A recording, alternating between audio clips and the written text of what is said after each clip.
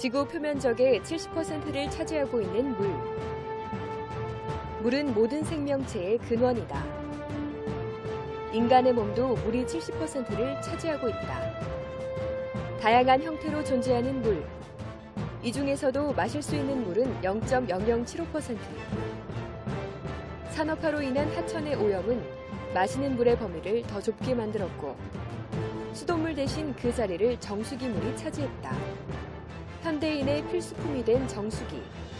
과연 정수기의 물은 안전한 걸까?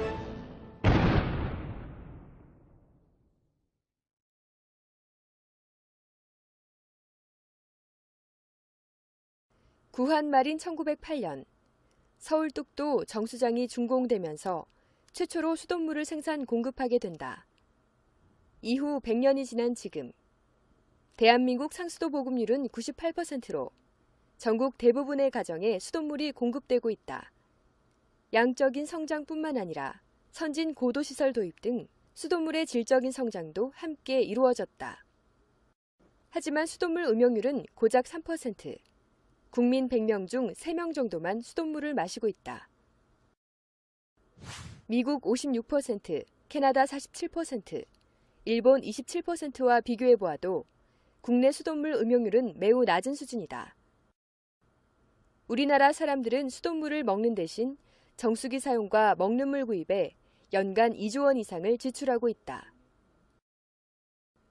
그렇다면 우리가 이용하고 있는 정수기는 어떠한 정수기일까?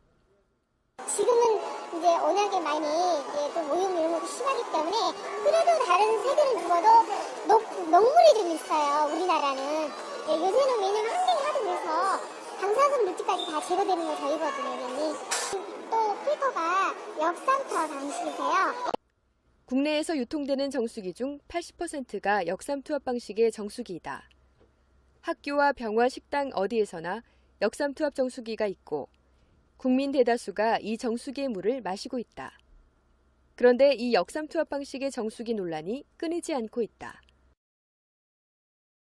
역삼투압 정수기는 인공으로 만든 미세한 막에 삼투압의 반대 방향으로 강한 압력을 가해 물을 통과시킨다. 역삼투압 막이라고 하는 이제 고분자 이제 물질을 이용해서 이제 하나를 이제 장벽을 의미하는 거죠. 그래서 이제 그것이 이제 물은 투과가 되고 용질은 이제 통과가 되지 않는 그런 반투과성 성질을 이용해서 이제 염해 농도가 굉장히 높은, 예를 들어서 이제 뭐 바닷물이나 이런 것들을 이제 넣게 되면은 삼투압이라는 게 발생을 해요. 이제 염해 농도가 굉장히 높게 되면 삼투압이 발생하는데, 그래서 이제 물이 이제 바닷물 쪽으로 이제 가게 되는 방식이죠. 그런데 그 삼투압 이상의 압력을 걸어주게 되면 그 예를 들어서 바닷물에 있는 염해 성분들이 그 반대쪽으로 이동을 하게 되는 그런 원리를 이용한 겁니다. 그래서 역삼투압막이죠.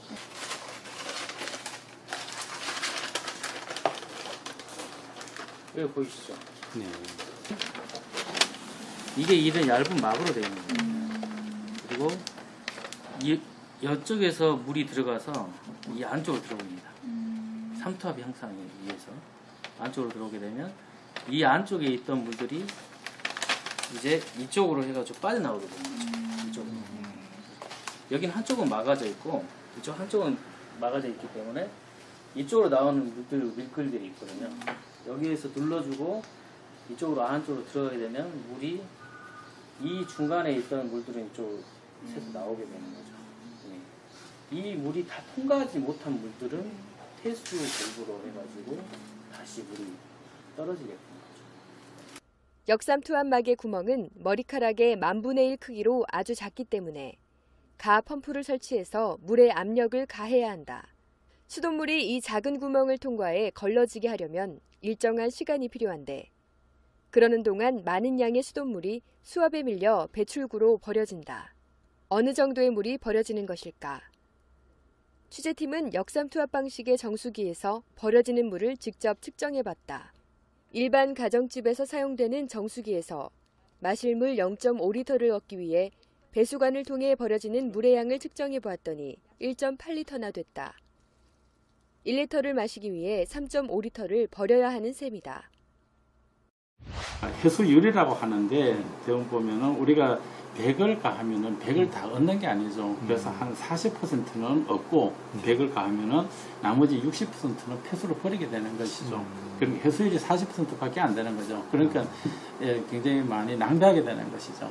사실 그것이 이 멤브레인 공정의 가장 큰 어떻게 보면 좀 단점이고 앞으로 해결해야 될 문제이긴 하죠. 정수기를 산 소비자들은 이 사실을 알고 있을까? 그러면 안 사지. 저 산투압 방식 말고 일반 걸로 교체했어요. 뉴스에서 봤어요. 그리고 그 물은 벌어지는 물이라고 얘기하지만 그동안 생활하면서 다 사용을 할 수 있고요. 고객님 이런 부분들은 생활하면서 사용할 수 있습니다. 근데 불편하게 잘 대부분 사용 안 하시니까 그냥 이런 부분들이 벌어지기도 합니다. 정수기 업체의 말대로 버려지는 물을 생활 하수로 사용하려면 따로 물을 받아놓는 수고를 해야 한다. 취재팀이 방문한 가정집에서 이런 불편함을 감수하고 생활 하수로 사용하는 소비자는 없었다. 소비자 대부분은 물이 낭비되는 사실조차 모른다. 그리고 버려지는 물의 비용도 소비자의 몫이 된다. 그냥 수돗물을 그냥 마시는 거하고 정수기를 통해서, 그러니까 이게 한 달에 한 번씩 와서 코디해주는 정수기들 이렇게 통해서 비용 비교를 대략 해봤습니다. 연간 한 40만 원 조금 넘게 차이가 나요. 서울 시내에만 정수기가 한 200만 대 정도 설치되어 있다고 합니다.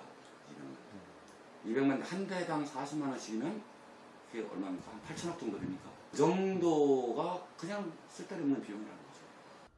역삼투압 정수기에 사용되는 핵심 부품인 역삼투막 필터는 물의 오염물질을 제거하는데 탁월한 성능을 발휘한다. 가장 많이 하고 있는 것이 이제 이런 해수 담수화, 바닷물에서 음성분을 이제 분리해내는 거죠. 해수 담수화나 아니면 이제 초순수 제조할 때, 그다음에 이제 합해수 재이용을 위해서 역삼투압 기술을 이제 해주는 경우도 있고요.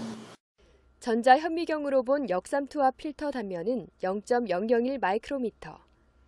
아주 치밀해 나노 크기 입자도 통과하지 못하는 구조다. 이 작은 필터를 통과하면 대부분 오염물질은 제거되지만 문제는 칼슘과 철 등 물속에 녹아있는 유무기 물질까지 걸러지게 된다. 이렇게 깐깐하게 걸러진 물에는 미네랄이 없다. 즉 순수한 H2O, 증류수에 가까운 물이 된다. 미네랄이 없는 물을 마셔도 괜찮은 걸까? 이 미네랄 같은 게 대표적으로 작지만 부족하면은 우리 몸이 결단나는, 우리 몸이 병이 생길 수 있는, 작동되지 않을 수 있는, 자동차로 치면은 윤활유라든지 엔진 오일 같은 거라고 생각하시면 되거든요. 이 미네랄이라는 역할은 인체 구성 성분부터 신경 전달 물질, 또 세포 간의 그런 신호 전달 물질, 굉장히 하는 일들이 많죠. 물에서 얻을 수 있는 미네랄은 칼슘, 칼륨, 마그네슘 등이다. 우리 몸을 정상적으로 유지하기 위해서 이들의 역할은 매우 중요하다.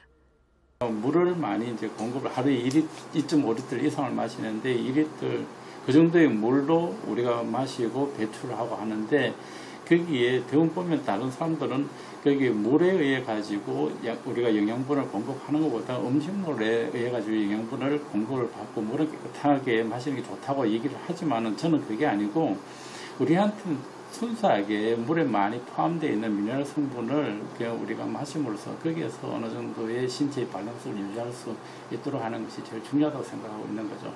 우리가 미네랄이 없는 물은 어떻게 보면 제가 보기에는 죽어있는 물하고 똑같아요. 저는 미네랄이 녹아있어야지 물로서의 가치를 지닌다 이렇게 말씀드릴 수 있어요.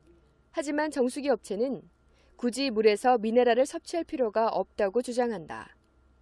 일반 음식물 섭취로 인체에 필요한 미네랄을 충분히 섭취할 수 있다는 것이다. 미네랄은 다른 식품을 통해 섭취하는 게 맞는 거라고 몇 번이나 말씀을 하셨습니다. 불가능할 뿐더러 만약에 물로서 섭취하려고 그러면요. 수십 리터의 물을 하루에 마셔야 되는데 그게 현실적으로 가능하지는 않지 않습니까? 또 증류수에 가까운 초순수의 물은 관리하기가 쉽지 않다. 대기와 접촉 시 쉽게 변질되고 세균이 번식하기 쉽다. 정수기에 있는 물을 우리가 계속해서 그걸 유지 관리를 제대로 안 해주면 그 물은 쉽게 대기에서 미생물에 오염될 가능성이 상당히 높은 거죠. 좋은 물의 또 다른 조건 중에 하나는 재오염이 되면 안 돼요. 그런 잔류염소들이 제대로 이제 거의 완벽하게 제거돼서 하나도 없다면 그런 것들이 이제 또 또 다른 오염이 될 수 있는 다 100% 제거하는 게 아닙니다. 모든 물. 그렇기 때문에 중류수가 아닙니다. 그리고 꼭 필요한 성분은 남아 있고요. 만약에 중금속이나 방사수 물질, 환경 호르몬들이 나오면 꼼짝없이 먹어야 되거든요. 그런 물 좋다고 할 수 있나요? 녹물들 나오면 다 걸러질 수가 없는데 좋다고 할 수 있나요? 또 논란이 되는 것은 역삼투압 방식의 정수기 물은 산성을 띈다는 것이다. 수돗물은 원래 혈액과 같은 약알칼리성인데 역삼투압 방식 정수기를 통과하면서 산성수로 바뀌게 된다. 산성수를 장기적으로 먹게 되면 몸의 균형이 깨질 수 있다고 전문가들은 경고한다. 그러니까 산성인 물은 일단 우리 몸의 그 균형을 깰 수가 있는 거죠. 항상성을 깰 수가 있기 때문에 가능하면은 태아는 중성이거나 약간 뭐 알칼리 정도, 그 정도가 더 좋은 물이라고 볼 수가 있죠. 사람의 몸에 흐르는 체액과 혈액은 약 알칼리성으로 유지되는데 산성화되면 몸은 쉽게 피로해지고 병에 걸리기 쉬워진다. 고기와 설탕을 섭취하면 혈액과 체액이 산성으로 기울게 되는데 미네랄은 체액을 중화시켜 약 알칼리로 유지해주는 역할을 한다. 이에 대해 정수기 업체는 국가에서 지정한 수소 이온 농도의 범위를 충족한다고 말한다. 우리 몸은요, 어떤 산성 물질이 들어와도 스스로 자기가 어떤 pH를 조절하도록 돼 있기 때문에요. 몸 안에 탄산이온이 많이 들어온다고 해도 저희가 이산화탄소를 다 배출하고 수소이온 배출하기 때문에 정상적으로 다 유지가 되는 거기 때문에요. 그래서 우리가 탄산음료를 먹어도 몸에 크게 지장이 없는 겁니다. pH를 가지고 딱 물고 늘어지는데 수질 기준에는 다 부합하는 물이고요.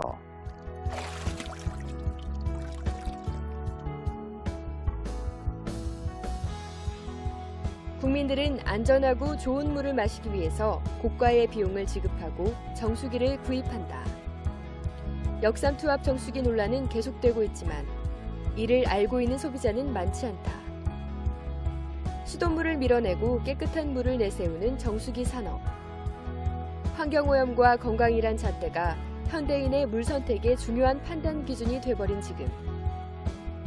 소비자가 올바른 판단을 할 수 있도록 정수기 물에 대한 정확하고 객관적인 정보를 알려줄 필요가 있지 않을까.